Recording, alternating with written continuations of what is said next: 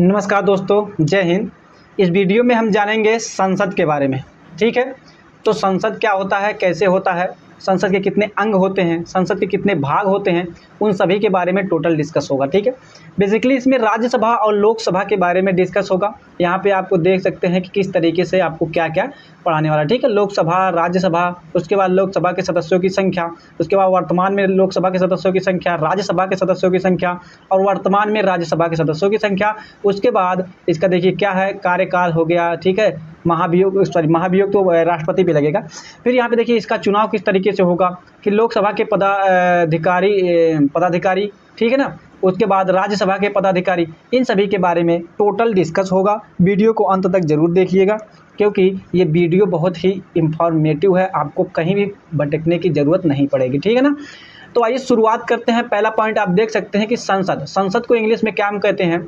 देखिए ये है हमारा संसद, और संसद को हम अंग्रेजी में कहते हैं पार्लियामेंट, जिसका वर्णन हमें अनुच्छेद 79 में मिलता है। ठीक है, अनुच्छेद 79 में मिलता है।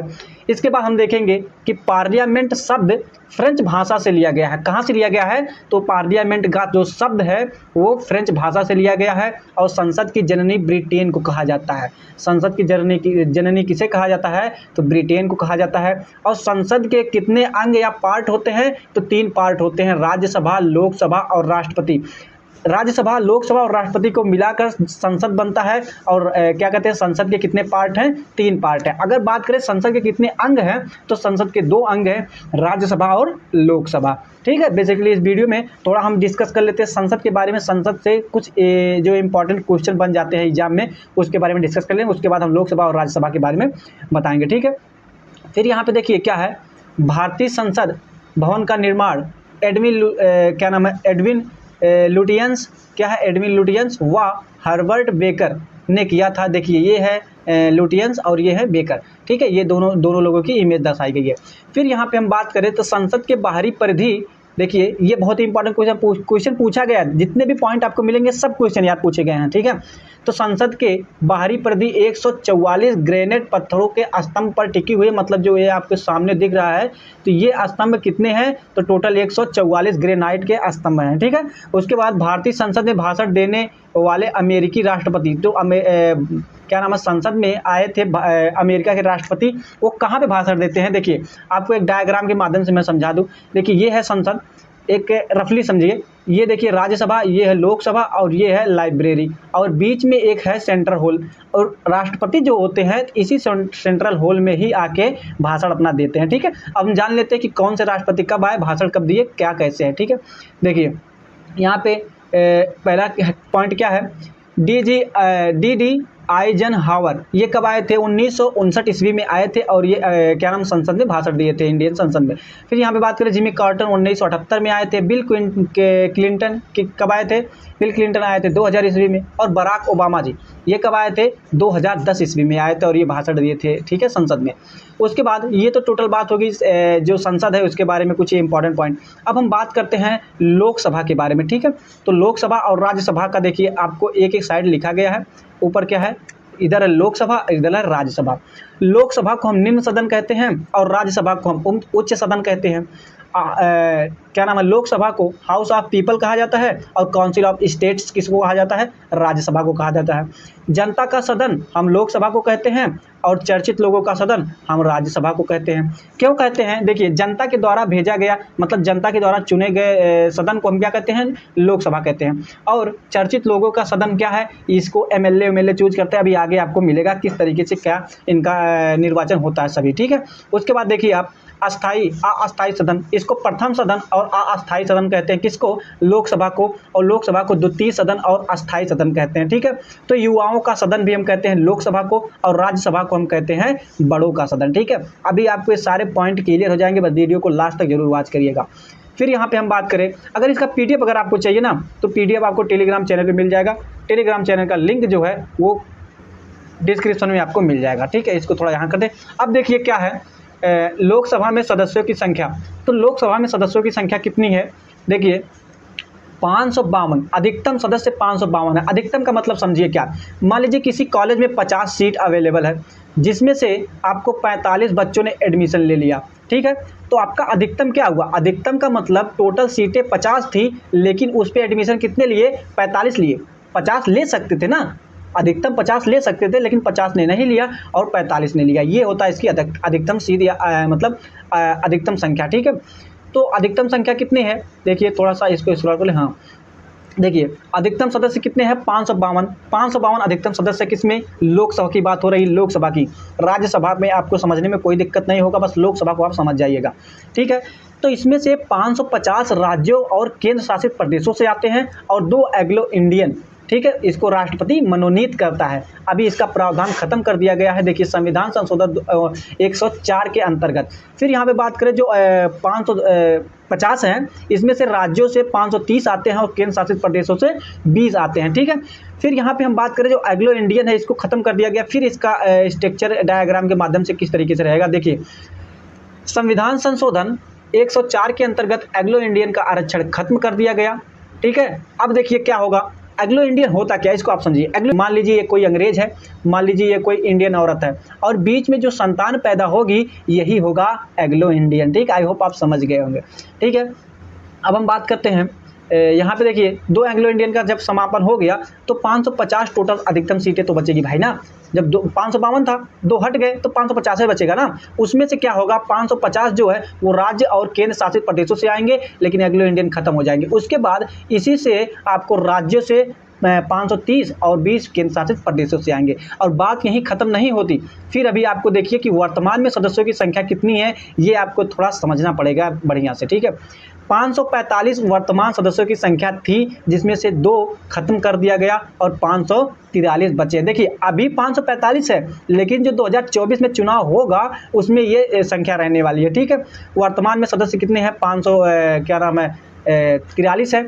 इसमें से राज्यों से कितने हैं, 530 और केंद्र शासित प्रदेशों से कितने हैं, 13, ठीक है। बात यहीं खत्म नहीं होती, आप देखिए जम्मू कश्मीर से और श्री लद्दाख से, देखिए जम्मू कश्मीर से 5 सीटें लोकसभा की सीटें और लद्दाख से 1 लोकसभा की सीटें, तो टोटल 6 लोकसभा की सीटें हो गई। आपको पता है एक धारा 370 को हटा दिया गया, 370 ए को, बेसिकली 370 ए को नहीं हटाया गया, ठीक है। तो 370 के अंतर्गत कुछ ऐसे इंपॉर्टेंट पॉइंट थे जिनको हटा दिया गया, जैसे कि राष्ट्रपति शासन वहाँ पे नहीं लगेगा, ये सारे पॉइंट हटा दिए गए। लेकिन 370 ए जो था उसी में मतलब विधिवत रूप से लिखा गया है कि जो जम्मू कश्मीर है वो भारत का हिस्सा है। अरे यार उसको जो हटा देंगे तो जम्मू कश्मीर चला जाएगा अपना, ठीक है।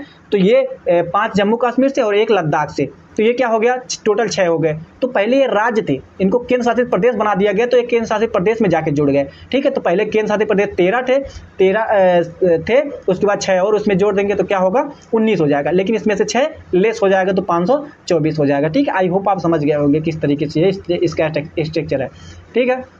फिर यहाँ पे हम बात करें राज्यसभा में सदस्यों की संख्या, तो राज्यसभा में सदस्यों की संख्या, इसको पढ़ने में बहुत ज़्यादा दिक्कत नहीं होगी। टोटल आप जान सकते हैं कि अधिकतम संख्या क्या है, 250 अधिकतम संख्या मैंने आपको समझाया क्या होता है। उसके बाद 238 जो है राज्य और केंद्र शासित प्रदेशों से आते हैं और 12 राष्ट्रपति मनोनीत करता है। और किनको मनोनीत कर रहा है, इसे थोड़ी रोड पे शराब पी रहे हैं उसके बाद किसी को गाली दे रहे हो तो ये हो, तो इस तरीके से नहीं। राष्ट्रपति मनोनीत करता किसको, जैसे कला हो गया, विज्ञान हो गया, साहित्य हो गया और समाज सेवा, इन सभी लोगों को राष्ट्रपति मनोनीत कर सकता है और मनोनीत करता है, ठीक है। कितने, 12 सदस्य मनोनीत करता है। तो क्वेश्चन ये भी पूछ सकता है कि लोकसभा में जो राष्ट्रपति है वो कितने लोगों को मनोनीत करता है, तो वो 12 लोगों को मनोनीत करता है। उसके बाद वर्तमान में इसकी संख्या क्या है, इसके सदस्य कितने हैं, तो 233 देखिए कितने हैं, राज्य और केंद्र शासित प्रदेश में आते हैं, ठीक है। उसके बाद 12 राष्ट्रपति मनोनीत करता है। वर्तमान में 245 सदस्य हैं इसके, ठीक है। आई होप आप समझ गए होंगे, ठीक है। फिर यहाँ पे हम बात करें, अनुच्छेद 81 के अंतर्गत लोकसभा आता है और अनुच्छेद 80 के अंतर्गत क्या आता है, राज्यसभा का वर्णन मिलता है। अब इनका कार्यकाल हम देख लेते हैं। तो लोकसभा के सदस्यों का कार्यकाल 5 वर्ष होता है, जहाँ की राज्यसभा के सदस्यों का कार्यकाल कितना होता है, 6 वर्ष का होता है। अब देखिए जो लोकसभा है उसको हम भंग कर सकते हैं, उसको भंग किया जा सकता है, लेकिन जो राज्यसभा है उसको हम भंग नहीं कर सकते हैं, उसको भंग नहीं किया जा सकता है, ठीक है। अब इनकी योग्यता हम देख लेते हैं कि इनकी योग्यता क्या है। भारत का नागरिक हो, आयु 25 वर्ष की हो और सरकार के किसी पद पर लाभ ना लेता हो या उसकी सरकारी नौकरी ना हो। पागल व दिवालिया ना हो। दिवालिया देखिए टेक्निकल वर्ड है, इसको आप समझिए। दिवालिया का मतलब क्या है? मतलब आपकी प्रॉपर्टी से ज़्यादा आप कर्जा नहीं ले सकते। अगर आपने ले लिया तो आपको दिवालिया घोषित कर। जैसे नीरव मोदी है, देखिए एक देश छोड़ के भाग गए तो उनको दिवालिया घोषित कर दिया गया इस समय। फिर हम बात करें तो राज्यसभा में इसको भंग नहीं किया जा सकता है। भारत का नागरिक होना चाहिए और आयु इसकी 30 वर्ष होनी चाहिए। देखिए जो लोकसभा है उसमें 5 वर्ष ज़्यादा इसमें, और लोकसभा देखिए क्या है, लोकसभा 5 साल की और राज्यसभा 6 साल की। अभी मैंने आपको बताया था कि युवाओं का सदन किसको कहते हैं, लोकसभा को, और जो बुजुर्गों का सदन है, मतलब बड़े लोगों का सदन है, उसको हम राज्यसभा को कहते हैं। जो युवाओं का सदन है मतलब उसको पहले लेंगे 5 साल हो गया और इसकी आयु 25 साल हो गई, और ये 6 साल लेंगे और ये 30 साल की हो जाएगी। ठीक, आप समझिए टेक्निकल मैं किस तरीके से समझा रहा हूँ। ठीक है, ये आपको समझना है। उसके बाद ये भी पागल व दिवालिया ना हो, सरकार के किसी पद पर लाभ ना लेता हो। और जनता का सदन कौन है? लोकसभा जनता का सदन है, और शिक्षितों का सदन कौन है? राज्यसभा है। ठीक है, फिर यहाँ पे हम बात करें तो चुनाव इसका किस तरीके से होता है। चुनाव इसका देखिए प्रत्यक्ष चुनाव होता है। इसका प्रत्यक्ष चुनाव जिसको जनता चुनती है उसको प्रत्यक्ष चुनाव कहते हैं। लेकिन अप्रत्यक्ष चुनाव किसको कहते हैं? इसको देखिए एमएलए भाग लेते हैं, इसमें एमएलए चूज करते हैं, तब जाके आप राज्यसभा के सदस्य बनते हैं। फिर देखिए सदस्यों का चुनाव 5 वर्ष पर होता है। जैसे अभी 2019 में चुनाव हुए थे, 2019 में चुनाव होने के बाद अब आपको 2024 में चुनाव देखने को मिलेंगे। ठीक है, ये कहाँ है? ये लोकसभा का। लेकिन राज्यसभा में क्या होता है? प्रत्येक 2 वर्ष पर 1/3 मतलब 1/3 सदस्यों का चुनाव होता है। जैसे आप समझ लीजिएगा कि मान लीजिए कोई व्यक्ति है, वो 2020 में मतलब राज्यसभा में आया और उसका रिटायर कब होगा? 2026 में वो रिटायर हो जाएगा। ठीक है, 2024 में वो रिटायर हो जाएगा, सॉरी 2026 में रिटायर होगा। कैसे? क्योंकि क्या नाम है, 6 वर्ष का इसका कार्यकाल होता है, और जब ये 26 में जाएगा, जो 2020 में हुए रहेंगे, तो 1/3 जो सदस्य हैं वो 2026 में रिटायर हो जाएंगे। ठीक है, लेकिन 2022 में जो होंगे वो 2028 में रिटायर होंगे। मतलब 6 साल उनका पूरा होना चाहिए। अगर वो जाना भी चाहते हैं तो राज्यसभा के अध्यक्ष को अपना मतलब इस्तीफा दे सकते हैं। ठीक है, फिर यहाँ पे हम बात करें कुछ अलग पॉइंट की, तो लोकसभा के पदाधिकारी, तो इसका वर्णन कहाँ मिलता है? अनुच्छेद 93 में मिलता है। संविधान के अनुच्छेद 93 में मिलता है। इसके देखिए एक अध्यक्ष होता है, एक उपाध्यक्ष होता है। इसमें प्रोटेम स्पीकर होता है जो कि अस्थायी अध्यक्ष होता है। प्रोटेम स्पीकर को राष्ट्रपति नियुक्त करता है। इसको राष्ट्रपति स्पीकर का काम लोकसभा के नए सदस्यों को शपथ दिलाना होता है, मतलब ये इनको शपथ दिलाता है। और वर्तमान में प्रोटेम स्पीकर वीरेंद्र कुमार थे। ठीक है, अब हम बात करें अध्यक्ष की या तो स्पीकर की। ये देखिए लोकसभा के अध्यक्ष का चुनाव इस तरीके से, देखिए लोकसभा के अध्यक्ष का चुनाव लोकसभा के सदस्यों द्वारा किया जाता है, और लोकसभा के अध्यक्ष के रूप में इन्हें अलग से शपथ नहीं लेनी पड़ती है, और इसका जो अध्यक्ष होता है अपना त्यागपत्र उपाध्यक्ष को देता है। और वर्तमान में लोकसभा के अध्यक्ष कौन है? ओम बिरला है। कौन है? ओम बिरला है।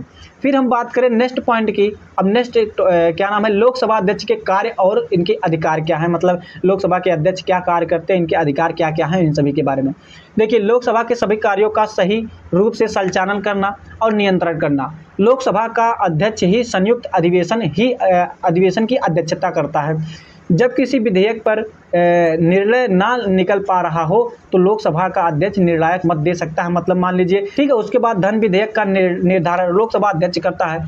फिर यहाँ पे देखिए नेक्स्ट पॉइंट है 5वां नंबर। अगर लोकसभा का कोई अध्यक्ष 60 दिनों तक बिना अनुमति लिए संसद के अधिवेशन से अनुपस्थित रहता है तो उसकी सदस्यता को समाप्त कर दिया जा सकता है। ठीक है, ये 60 दिन तक आप बिना बताए नहीं रह सकते, आपको 60 दिन के अंदर एंट्री करनी होगी। फिर यहाँ पे देखिए पहले लोकसभा अध्यक्ष जीवी मावलंकर या तो कह रहे गणेश वासुदेव मावलंकर थे, और पहली महिला अध्यक्छ क्या? मीरा कुमार थी। मीरा कुमारी नहीं, मीरा कुमार थी। ठीक है ना, ये पॉइंट आपको याद रखने। उसके बाद राज्यसभा के पदाधिकारी, इसका वर्णन अनुच्छेद 89 में मिलता है, 89 में मिलता है। ठीक है, अब देखिए इसमें क्या होता है, उसमें क्या था, अध्यक्ष उपाध्यक्ष, इसमें सभापति और उपसभापति होगा। यहाँ पे भारत का उपराष्ट्रपति ही राज्यसभा का सभापति होगा।